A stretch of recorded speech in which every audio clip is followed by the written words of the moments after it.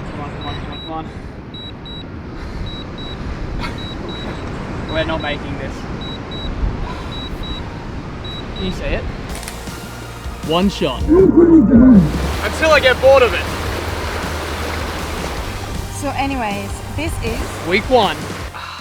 That intro has to be one of the, I don't know, top 5 things I've ever filmed.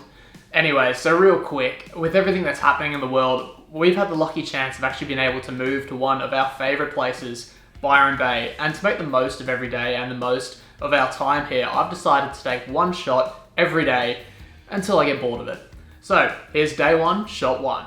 Now, I'm absolutely stoked with this shot. I really love the colours and the lighting, and particularly the way the light ripples off the surface of the water and off the submerged calf. Now, this sort of shot is only really possible in these clear, shallow waters, as the second you lose that shallow water and you start adding a bit of depth, you lose all that texture in the bottom of the ocean floor and you lose all those ripples, which in my mind are the 2 things that, other than the whale, really make this shot stand out. Day 2.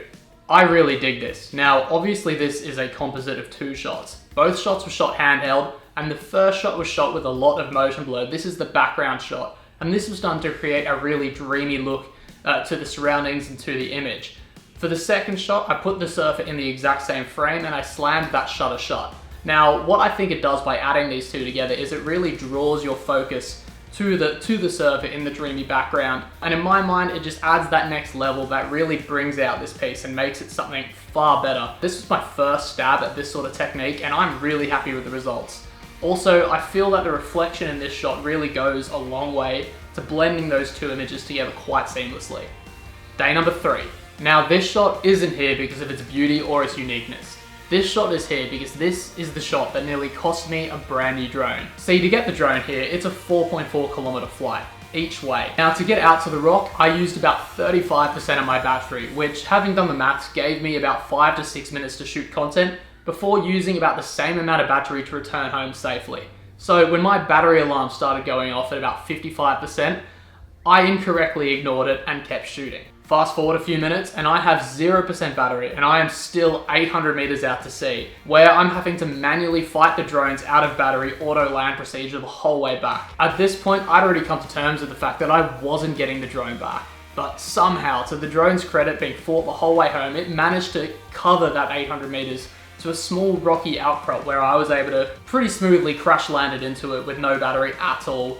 And then begin a 1.5 kilometer run to the crash site where I could go and retrieve the drone. Yeah. Shot number 4.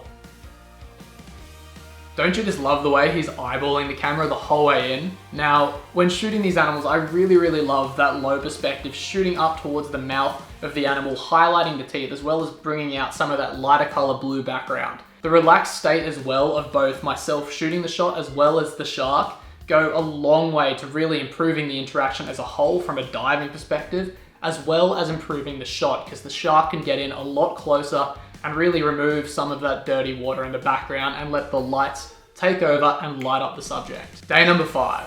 The dolphins in Byron are just mental. You will literally see a pod of them almost every single surf. But again, similar to that first whale image, what makes this shot really stand out to me is the way that the light interacts with the seabed and ripples off the bottom of the water. Now again, this sort of image isn't possible in these deeper depths as you lose all the lighting and texture in the water. Day number 6. This was shot back out of Julian Rocks on our second dive, and again, I really love that low perspective and the angle of the shot, and the way that the turtle almost interacts with the shot, acknowledging the camera's presence without being fazed by it. Now, marine animals are often really inquisitive, especially with things like their reflection in the dome port, but to be able to bring that out in a shot or a video, you really have to know how to approach the animal calmly and keep that really relaxed body language about you. Day number 7 and the final shot of the week. Now, this shot isn't here because it's some fantastic image. This was just a really good moment. This was shot at one of my favorite surf spots here, the Pass, and lately the weather just hasn't been ideal for it and it's been a bit of a choppy mess. But today, for the first time in possibly weeks, the Pass really turned it on. It wasn't anything special, but there were a bunch of people in the water and there was just a lot of good energy. Also, that sunset was pretty spot on. That's week 1. Let me know if you liked the shots and subscribe if you're keen on next week's episode.